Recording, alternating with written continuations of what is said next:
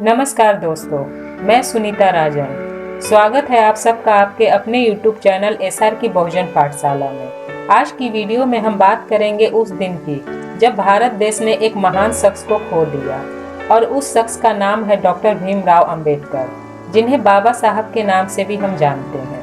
6 दिसंबर 1956 को बाबा साहब ने इस दुनिया को अलविदा कह दिया था। इस वीडियो में हम चर्चा करेंगे उनके जीवन के आखिरी दिन यानी कि 5 सितंबर 1956। दुनिया को अलविदा कहने से एक दिन पहले 5 दिसंबर 1956 की सुबह डॉक्टर भीमराव अंबेडकर देर से सोकर उठे। नानक चंद रत्तू उनके उठने का इंतजार कर रहे थे। नानक चंद रत्तू 16 वर्षों से बाबा साहब के यहाँ सहायक थे।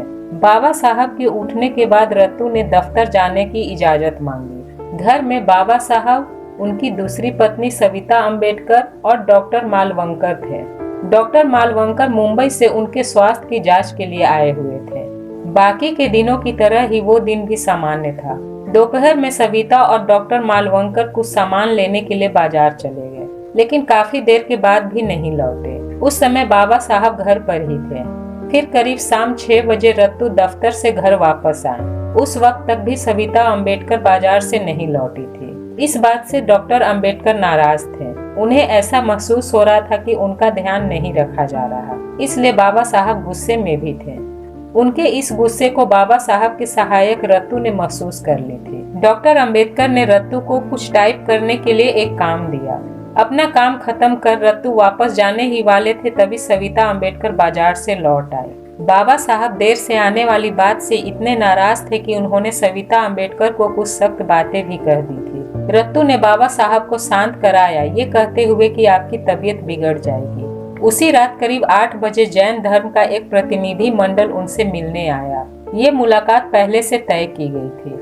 फिर भी बाबा साहब ने रत्तू से कहा कि मुझे नहीं लगता कि आज मैं इन लोगों से मिलने की हालत में हूँ, लेकिन जब ये घर पर आ ही चुके हैं तो क्या करूँ, मिल ही लेता हूँ। करीब 8:20 पर बाबा साहब बाथरूम गए और फिर रत्तू के कंधे का सहारा लेकर ड्राइंग रूम में आए और पास के ही सोफे पर बैठे और आंखें बंद कर ली, क्योंकि वो काफी थक चुके थे।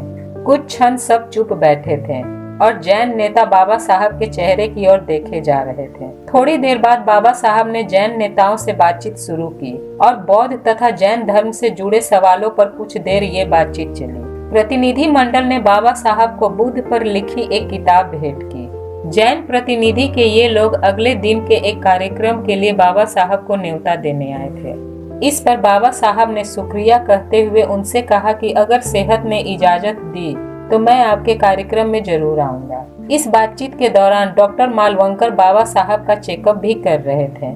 उसके बाद डॉक्टर मालवंकर मुंबई चले गए। जैन प्रतिनिधि मंडल के जाने के बाद रत्तू ने बाबा साहब के पैर दबाए। बाबा साहब ने रत्तू से सर पर तेल लगाने की इच्छा जताई। रत्तू बाबा साहब के सर पर तेल की मालिश करने लगे और बाबा साहब गुनगुनाने लगे, बुद्धं शरणं गच्छामि, बुद्धं शरणं गच्छामि। वो आंखें बंद कर कर अपनी दाएं हाथ की उंगलियों को सोफे पर थिरकाते हुए गुनगुनाए जा रहे थे। रत्तू से बाबा साहब ने बुद्धं शरणं गच्छामि के इस गाने के रिकॉर्ड को रेडियोग्राम पर बजाने को कहा। अपनी सांस को खींचते हुए उन्होंने रत्तू से कुछ किताबें, साथ ही द बुद्धा एंड हिज धम्मा भी लाने को कहा, ये कहते हुए कि उसके परिचय और भूमिका पर कुछ काम करना है। उन्होंने रत्तू से कहा, तुम इन्हें मेरे बिस्तर के बगल में टेबल पर रख दो, मैं रात में इस पर कुछ काम करूंगा। कुछ समय बाद उनका रसोइया सुदामा वहां आया और आप क्या खाएंगे, मैं क्या बनाऊं, ये बाबा साहब से पूछने लगा। बाबा साहब ने कहा कि वे सिर्फ थोड़ा चावल खाएंगे और कुछ नहीं। बाबा साहब अभी भी गाना गुनगुना रहे थे। बाबा साहब को खाने के लिए रसोइया उन्हें फिर से बुलाने आया और बाबा साहब रत्तू के कंधे का सहारा लेकर डाइनिंग रूम तक गए। जाते हुए अलमारी से कुछ किताबें भी उन्होंने निकाली और रत्तू से उन्हें टेबल पर रखने को कहा। रात के खाना खाने के बाद वो अपने कमरे में आ गए। कमरे में कुछ देर तक बाबा साहब कबीर का गाना गाते रहे। चल कबीरा तेरा भव सागर डेरा, चल कबीरा तेरा भव सागर डेरा। कुछ देर यूं ही गुनगुनाने के बाद फिर बेडरूम में चले गए। अब उन्होंने टेबल पर रखी उन किताबों की ओर देखा जिसे उन्होंने रत्तू से रखने को कहा था। फिर द बुद्धा एंड हिज धम्मा की भूमिका पर कुछ देर काम किया, फिर किताब पर ही हाथ रखकर सो गए। अगली सुबह जब सविता अम्बेडकर हमेशा की तरह उठी तो उन्होंने बाबा साहब की ओर देखा। बाबा साहब के पैर हमेशा की तरह कुशन पर थे। बाबा साहब कई बार ऐसे ही सो जाया करते थे, लेकिन जब कई बार बोलने पर बाबा साहब ने कोई जवाब नहीं दिया तो सविता अम्बेडकर को एहसास हुआ कि बाबा साहब के शरीर में कोई हरकत नहीं है। वो जोर से चिल्लाई। उन्होंने तुरंत अपनी कार नानक चंद रत्तू को लेने के लिए भेजी। कुछ देर बाद रत्तू आए तो देखा कि सविता अम्बेडकर सोफे पर पड़ी रो रही थी कि बाबा साहब दुनिया छोड़कर चले गए हैं। रत्तू ने बाबा साहब की छाती पर मालिश कर हृदय को हरकत में लाने की कोशिश की। हाथ पैर भी हिलाया डुलाया, उनके मुंह में कुछ लिक्विड भी डाला, लेकिन कोई हरकत नहीं हुई। बाबा साहब शायद रात में सोते समय ही गुजर चुके थे। रत्तू जोर जोर से रोने लगा। सभी बाबा साहब को बार बार बोल रहे थे, बाबा साहब उठिए, बाबा साहब उठिए। सविता अम्बेडकर भी बिलख रही थी। कुछ देर बाद रत्तू ने सभी करीबियों को ये दुख भरी सूचना देनी शुरू की। फिर केंद्रीय मंत्रिमंडल के सदस्यों को बताया। कहा जाता है कि सूचना मिलते ही प्रधानमंत्री नेहरू 26 अलीपुर रोड पहुंच गए थे। लोग कहते हैं कि नेहरू ये नहीं चाहते थे कि बाबा साहब का अंतिम संस्कार दिल्ली में हो, क्योंकि दिल्ली में वर्ण व्यवस्था के कट्टर समर्थक और बड़े वाले ब्राह्मणवादी गांधी की समाधि थी।